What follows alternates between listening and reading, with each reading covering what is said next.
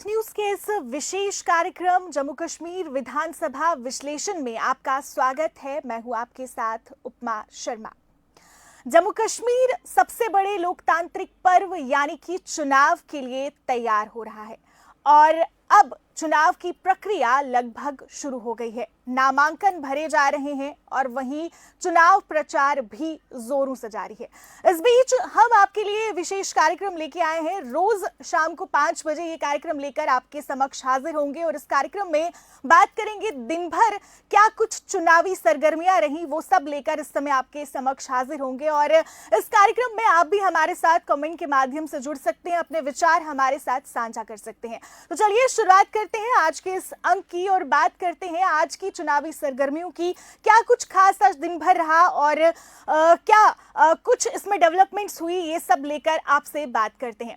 तो सबसे पहले आपको ये बता दें कि इस बार जो चुनाव होने वाले हैं जम्मू कश्मीर में, लगभग 10 साल के बाद ये चुनाव हो रहे हैं। विधानसभा चुनाव का इंतजार जम्मू कश्मीर के लोगों ने पिछले काफी वर्षों से किया और आखिरकार अब यहाँ पर चुनाव होने वाले हैं। ये चुनाव इसलिए भी खास है क्योंकि धारा 370 हटने के बाद पहली बार जम्मू कश्मीर में विधानसभा चुनाव होने जा रहे हैं और इस चुनाव में काफी कुछ खास है। और सबसे पहली एक जो खास बात लेकर आपके सामने हाजिर हुई हूं वो ये है कि इस चुनाव में जम्मू कश्मीर के 3 बड़े नेता पार्टिसिपेट नहीं कर रहे हैं, यानी कि जम्मू कश्मीर के 3 बड़े नेता और जम्मू कश्मीर के पूर्व मुख्यमंत्री इस बार जम्मू कश्मीर के विधानसभा चुनाव में हिस्सा नहीं लेंगे।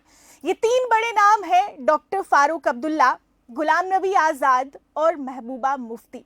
इन तीनों ने ही अलग अलग कारणों से चुनाव में हिस्सा ना लेने का फैसला किया है। महबूबा मुफ्ती का कल ये बयान आया था जिसमें उन्होंने कहा था कि वो विधानसभा चुनाव में हिस्सा नहीं लेंगी क्योंकि अब जम्मू कश्मीर के सीएम के पास वो ताकतें नहीं रही हैं जो ताकतें पहले होती थी। वहीं गुलाम नबी आजाद ने हेल्थ इश्यूज को लेकर चुनाव से किनारा कर लिया है और इसके साथ साथ फारूक अब्दुल्ला ने भी कुछ पर्सनल रीजंस देकर चुनाव में ना उतरने का फैसला लिया है। हालांकि महबूबा मुफ्ती की बेटी इल्तिजा मुफ्ती विधानसभा चुनाव लड़ रही हैं और वहीं दूसरी तरफ अगर बात करें फारूक अब्दुल्ला के बेटे उमर अब्दुल्ला भी विधानसभा चुनाव में भाग ले रहे हैं। हालांकि उमर अब्दुल्ला ने कुछ समय पहले ये कहा था कि जब तक जम्मू कश्मीर को वापस राज्य का दर्जा नहीं मिलता, धारा 370 बहाल नहीं होती, वो चुनाव नहीं लड़ेंगे। लेकिन जैसे ही चुनाव की घोषणा हुई तो उमर अब्दुल्ला का यू टर्न देखने को मिला और उमर अब्दुल्ला अब चुनाव लड़ रहे हैं।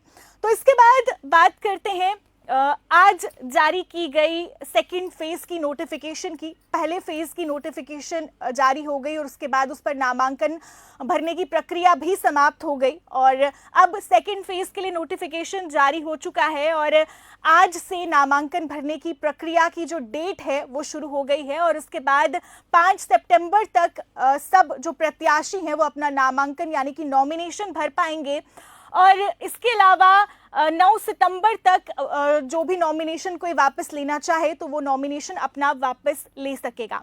और वहीं आपको बता दूं कि सेकंड फेज में कहां पर इलेक्शंस होने वाली है। सेकंड फेज में श्रीनगर, बडगाम, गांदरबल, रियासी, राजौरी और पुंछ जिले में इलेक्शन होगी और जम्मू कश्मीर में पहले चरण की 24 सीटों के लिए 18 सितंबर को जो है वो चुनाव होगा और वहीं अंतिम चरण की 40 सीटों के लिए अक्टूबर में मतदान होगा। तो इसके लिए भी नोटिफिकेशन आज जारी हो गया है और आज से ही नॉमिनेशन फाइल करने की प्रक्रिया है। तो इसके बाद बात करते हैं फर्स्ट फेज में दाखिल किए गए नॉमिनेशंस की। जैसे कि आपको मालूम है कि अभी फर्स्ट फेज के लिए नॉमिनेशन भरने की प्रक्रिया पूरी खत्म हो गई है। तो एक क्यूरियोसिटी रहती है लोगों में कि फर्स्ट फेज में जो भी उनके प्रत्याशी हैं उनके पास कितनी प्रॉपर्टी है, क्या कुछ उनके पास उन्होंने संपत्ति अपनी इतने समय में बनाई है और कौन से ऐसे नेता हैं जो उनको लीड करने वाले हैं। तो इस पर भी बात करते हैं।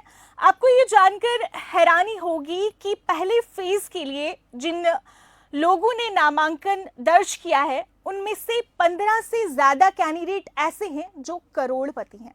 जी हाँ, और सिर्फ वही करोड़पति नहीं है, उनकी जो बीवियां हैं, उनकी जो धर्म पत्नियां हैं, उनके पास भी काफी ज्यादा संपत्ति है, काफी ज्यादा सोना और काफी ज्यादा प्रॉपर्टी उनके पास है। तो क्यूरियोसिटी लोगों में रहती है, तो ये इस पर डिटेल में बात करते हैं।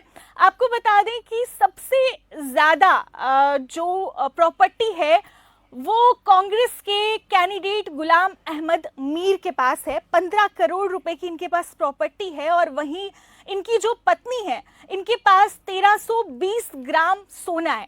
और इतना सोना किसी भी कैंडिडेट के पास नहीं है, आपको ये जानकर हैरानी होगी। और वहीं उसके बाद सोने के मामले में दूसरी स्थान पर देवसर सीट से पीडीपी के प्रत्याशी सरदाज मदनी की पत्नी है और इनके पास भी 700 ग्राम सोना है। यानी कि एक तरफ गुलाम अहमद मीर की पत्नी के पास 1320 ग्राम सोना है और वहीं दूसरी तरफ सरताज मदनी की पत्नी के पास 700 ग्राम सोना है। और इसके अलावा अब्दुल रहमान बीरी की पत्नी के पास 100 ग्राम सोना है। यानी कि ये प्रत्याशी खुद तो करोड़पति हैं ही, इनकी पत्नियां भी करोड़पति हैं, इनके पास इतना ज्यादा पैसा है। और इसके अलावा आपको ये भी बताएं कि कौन सबसे ज़्यादा एजुकेटेड है इन प्रत्याशियों में। तो इसमें जो फर्स्ट फेज के लिए जितने भी प्रत्याशियों ने नामांकन दाखिल किया है, इसमें कुछ फीमेल कैंडिडेट्स भी हैं और मेल कैंडिडेट्स भी हैं। फीमेल कैंडिडेट्स मेल कैंडिडेट्स से ज़्यादा पढ़ी लिखी हैं। इसमें किश्तवाड़ से एनसी और बीजेपी की जो 2 महिला कैंडिडेट्स हैं, शगुन परिहार और पूजा ठाकुर, दोनों ही हाईली क्वालिफाइड हैं। शगुन परिहार ने एमटेक की हुई है और वहीं एनसी की जो पूजा ठाकुर हैं वो एमए बीएड हैं। और इसके अलावा मेल्स की अगर बात करें, मेल कैंडिडेट्स की, तो डोडा वेस्ट से कांग्रेस के कैंडिडेट प्रदीप कुमार इंग्लिश में पीएचडी हैं। और वहीं डोडा और रामबन से चुनाव लड़ने वाले भाजपा, कांग्रेस, एनसी और डीपीएपी के जो जितने भी कैंडिडेट्स हैं वो सब 12th पास हैं, इससे ज़्यादा कोई भी क्वालिफाइड नहीं है। तो ये रही बात इनकी प्रॉपर्टीज की। और इसके बाद बात करते हैं आज दिन में आए कुछ बड़े बयानों की।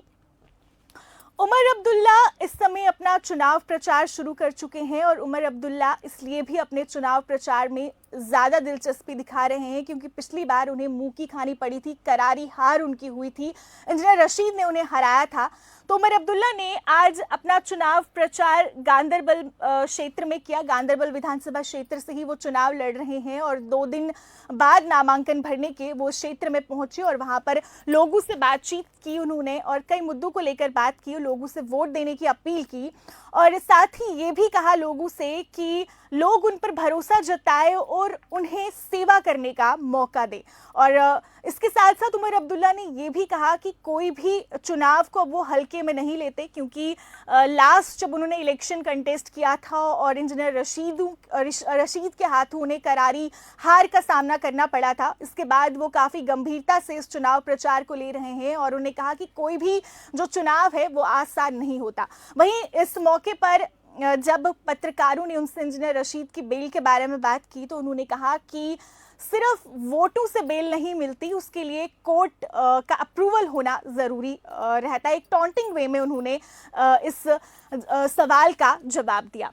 तो इसके अलावा और आज चुनाव में क्या कुछ खास हुआ, पीडीपी की एक और लिस्ट जारी हुई। पीडीपी ने अपने उम्मीदवारों के नामों का ऐलान करने के लिए एक और लिस्ट जारी की और इस लिस्ट में पार्टी ने खान साहिब, करनाह, बारामूला, सोपोर विधानसभा क्षेत्र से उम्मीदवारों के नामों का ऐलान किया, जिसमें मंसूर अहमद वानी खान साहब विधानसभा क्षेत्र से, फिरदौस अहमद मीर करनाह विधानसभा क्षेत्र से और मोहम्मद रफीक राथर बारामूला विधानसभा क्षेत्र से और इरफान लोन सोपोर विधानसभा क्षेत्र से इलेक्शंस लड़ेंगे, पीडीपी का फेस होंगे। और इसके अलावा बात करें बीजेपी की तो बीजेपी ने आज जम्मू में एक मीडिया वॉर रूम का इनॉग्रेशन किया और उसके बाद पत्रकारों से बातचीत की, जिसमें तरुण चुग ने एनसी और कांग्रेस अलायंस पर निशाना साधा और कुछ तीखी बातें कही, जिसमें उन्होंने धारा 370 हटने के बाद जम्मू कश्मीर में हो रहे विकास के बारे में पूरा ब्यौरा दिया और